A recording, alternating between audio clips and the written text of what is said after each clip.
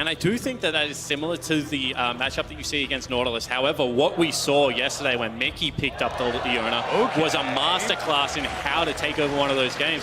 And this isn't able to use that Q on the champion, but as well as the minions to be able to sustain yourself up. And you can see now he's pushing, and Xerxes here. Fantastic positioning. The flash forward from Kim just gets first blood solo. That's how you escape the gank, is he's not going to escape it for too long, but still, you'll take those.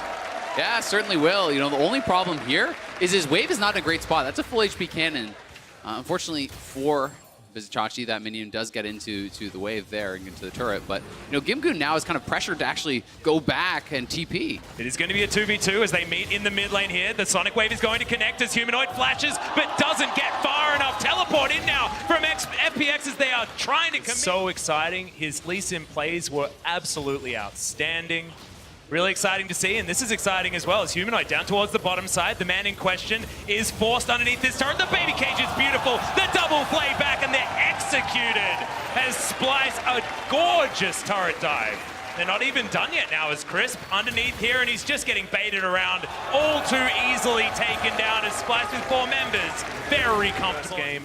You mentioned Isaac, he's very comfortable on this pick, but hasn't been able to transition it to the world stage. Is now FPX setting themselves up for a dive on the top side of the map. Vizicachi knows exactly what's going on. The kickback, that Q's going to land as Doinby should be able to grab the kill, but it's Gimgoon delivered it on the Renekton. And why is everyone burning flash From the team that has an infinite scaling bottom lane AP carry and a Tristana. Just insane as we have an attack into the mid lane as well as Humanoid going to be taken down. Crisp trying to get his say as now Doinby takes a plate for himself. And a good response play here. However, Doinby does need to be able to get out.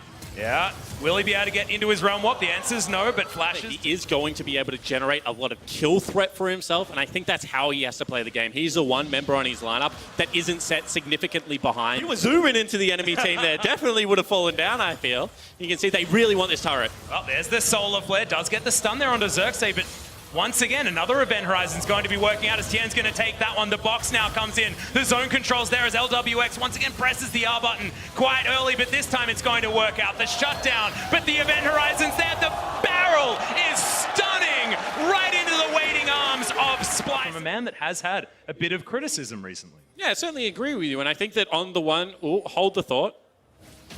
Possible fight going to come in here as the face check from Humanoid. Not quite enough damage for the 100% from Tien, but he is going to get that safeguard. Buster shot, but trades! Lands that Q! That was a beautiful one! And the FPX jungler's going to get it.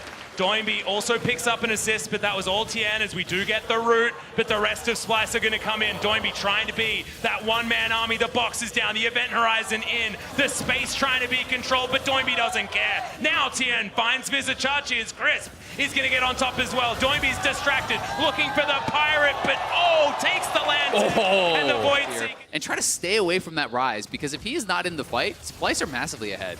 Well, Splice are going to move on to this Mountain Drake as well, flexing like you say. Their advantage is Tien's going to land a Q, but he's going to get hit by the hook. Just destroyed where he stands. The rest of Splice able to get out of there, but do they even want to as they're winning this fight? Solar Flare is decent, but Humanoid says goodbye, Leona.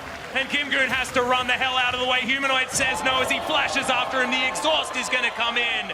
And now the Crocodile gets into Fog of War, but he's not going to save himself from the Death Chamber. Xerxes, cool guys don't look at explosions as he turns him into a handbag. And once again, it is the zone control of the Splice comp reigning supreme. You can see the layering of CC, the inability to get in onto that backline, and the superior range of Tristana, just unstoppable in these fights. Yeah, it was what looked like a clever engage there. Ways to actually be able to find that sort of an engage. I'm really getting confused about which box you're talking about as well as FPX trying to get in there, out of one box into the other as now the engage has started. Crisp with a beautiful Zenith play, finds the Solar Flare as well out of nowhere as Doinby's damage finally coming to the fore. It's a decent disengaged barrel there, but starting off this Baron, they are flirting with it over and over again, trying to get themselves into the best position possible. Crisp is spotted by that.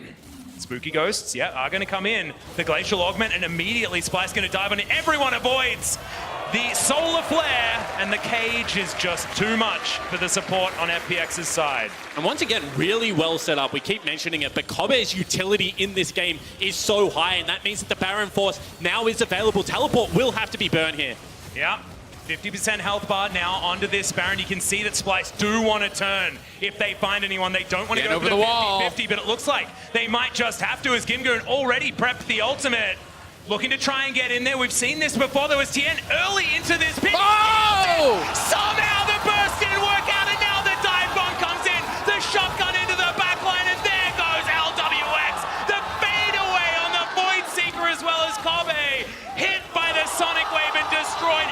Ace for FPX. Not as strong as they are going to get at this point of the game. And Tien now looking for a flank here. That Realm Warp, it's going to be straight into the baby cage, but Humanoid all by himself and destroyed. Doimby picks up that kill comfortably as Tien not going to be afflicted by the Lee Syndrome, just leaves the Sonic Wave there. They'll take their pick on the Tristana, and now Splice. 4 versus 5. They get the hook onto Tien. Is the combo going to be enough? He has a GA and doesn't even need it, as Xerxes has to go into his Zonya's Crisp right into the middle of the fight, but LWX is free hitting, able to get the damage down. Double kill already. Doimby only missing a bit of his health bar, and Gimgoon is a one-man wrecking crew. FPX dominate the fight. The hook lands, but Here as Kabe is still dead, and it looks like they're posturing for the end. Yeah, looks like they're thinking about it. They don't want this game to go on for too much longer. 20 seconds on Kabe, but that barrel was fantastic. The kickback!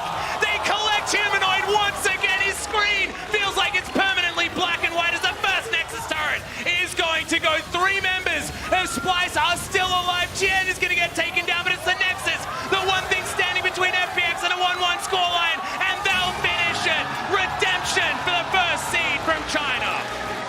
And redemption for the carry players of FPX. A much better mid to late game, and they show that they are superstars, that they're not afraid of the big stage, and they take their first win of Worlds 2019. Feels like they have finally arrived after